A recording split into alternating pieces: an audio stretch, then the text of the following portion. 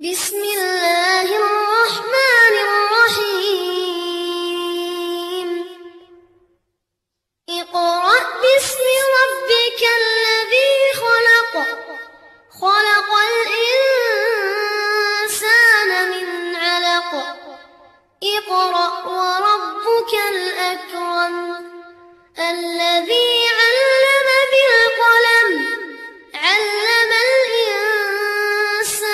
ما لم يعلم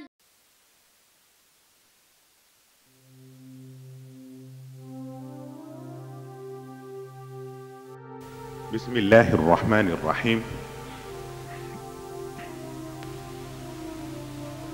والصلاة والسلام على أشرف المرسلين محمد رسول الله وعلى آله وأصحابه الطيبين الطاهرين وكيف دجه السلام عليكم ورحمة الله تعالى وبركاته ñu ngi leen di nuyu yéen ñi fi daje ñépp góor ak jigéen mag ak ndaw ñu ngi leen di masawu coono ñu ngi leen di balu àq mu mel ni ngeen ko gisee ci élément bi passé ci wàllu doomu aadama fa yàllay jaar ba mu sosu ci biiru ndeyam lu mat juróom-ñeenti weer yàllay def la muy def rekk mook ñama ko séqal ca biir chantier ba waaw étape par étape ba mu jógee ca étape bu min sulalatin xalaqna nutfata alaqatan fa xalaqna alalaqata mudghatan fa xalaqna almudghata idaman fa kasawna alidama laxman yàlla nee na bu yeggee foofu nag thumma ansha'naahu xalqan axar kon fa tabaraka allahu axsanul xaaliqin mu mel ne aaya boobu rek li mu ëmb moom ngeen gis ci première partie bi muy commencer dès la fécondation ovule bi wan nañ leen ko wax nañ leen ko ay yoon jigéen dafa am dañoo tuddee utérus mooy ar ruxum utérus bi dafa am yu mu àndal dañoo tuddee les ovaires waaw les ovaires trompe yi moo leen branché ci utérus bi waaw muy ovaire gauche ovaire droite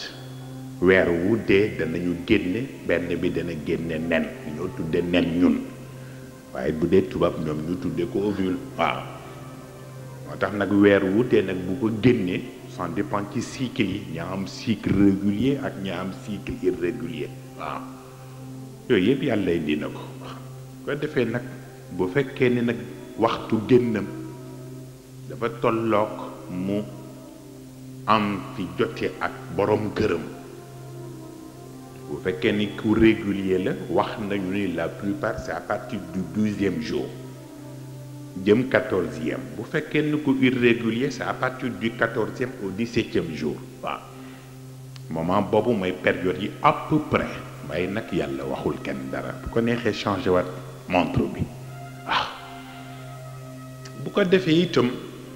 biir composition bi ni muy demee ba fécondation bi gis ngeen ni mu séddali ko ñetti yëf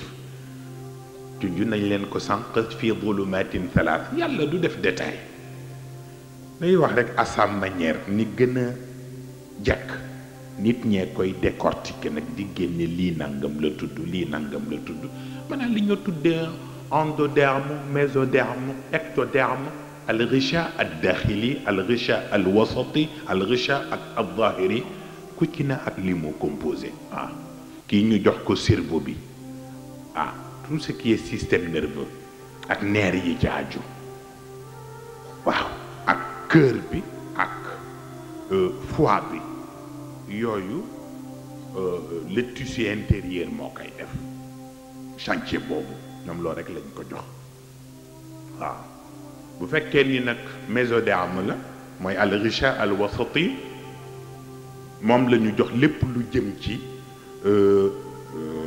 circulation sanguine vaisseau yeeg yooyu yëpp ak la ca aju ak xëtër yeeg yooyu yëpp nga xam ne ñoo yore travail yu biir bi ñoom ñoo ko def chantier boobu moo ko def waaw ectoderme bi nag moom moo yore nag tout ce qui est membre inférieur al aada waaw ba tax na kon nag ba keroog mu mët nag yàlla nee na bu mëtee nag maa xam waaw bu ko defee mu des nag góor laam jigéen la ku mel ni Sayyidatna Aïcha buñ ko masaan ni ko diw mucc na du laaj ndax góor laam jigéen la parce que nee na góor baax na jigéen baax na waaw te seen way boobu waaw kay waaw góor baax na jigéen baax na moo tax moom du laaj ndax góor laam jigéen la danaan baa dara manqué wul ci cëram ñu ni ko waaw mu ne alhamdulillahi rabbil alamin waaw moom Sayyidatna Aïcha ba tax na ñoom niñ ko waxee waaw ci diggante ovule bi ak sperme bi kii dafa am SY kële am ñaari S waaw bu fekkee ni kii génne na S am kee génne Y am muy góor bu fekkee ni kii dafa génne S kële génne S muy jigéen mais y a des moments où ñaari ovaires yëpp ñooy génne waaw bu ñu génnee ñoom ñaari gi cheikh lay doon mais cheikh yi duñu nuroo mais bu fekkee ni nag benn ovule bi ñaari sperme dañu ko fécondé ñaari cheikh lay doon mais doo leen mën a xàmmee parce que ñoo bokk benn ovule bu ñu jóge donc xalaqa zawjayn az-zakar wal untha waaw yàlla di ko wax ci alquran yàlla ku doy waar la al-layli ida yaghsha wan-nahari ida tajalla wa ma sa baatam yooyu ci lay tuggale àdduna waaw wa ma wallaay ndeysaan wal layli yàlla nee na maa ngi giñ ci guddi ak lëndamaay geeg dal gi wan nahaari ida tajalla maa ngi giñ ci bëccëg ak yëngoom ak leeram yàlla nee na wama ci exemple lu ñaar yooyu xalaq la bind az-zawjayni couple bi az-zakar góor mu jël nature bëccëg yëngu ni fang ci biti wal untha mu jël jigéen mu jël nature guddi te mooy mu nëbbu te dal waaw kon nag inna sa'yakum la shatta waaw waaqi'un la mahala inna sa'yakum la shatta moo tax lu ñu wax égalité inna sa'yakum la shatta waaw tax na kon nag loolu la kooku moom bokkul woon ci cours bi sax genre explication bu ma leen bëggoon jox rek la avant ndax ngeen comprendre ñoom li ñu wax pour bañ a defe ni ñoom rek ko waxee yàlla wax na ko bu yàgg waaw li ci des nag mooy jëmmi doom baatu njaboot almaalu wal banuun zinatu lxayaati dunia waaye nag wal baqiyatu salihat xayrun inda rabbika thawaban wa xayrun amala yàlla def ñaa doom ak alal bokk nañu ci yiy jural doomu aadama prospérité ci biir àdduna mu ni waaye nag boo leen bëggee jël ñoom ñaar rek defe ni fa la yem ma di léegi yëgal ni nag wal baqiyatu salihat yàlla ku yéemale ñun defoon nañu ni baqiyatu salihat mooy nga julli ba noppi rek jël say baaraam boole ay subhanallah alhamdulillah d'accord mooy base bi waaye wal baqiyatu salihat fil mali wal banin boobu moo mat a bàyyi xel yàlla nee na al baqiyatu salihat ci alal ji mooy boo ko amee nga def ci yiw yàlla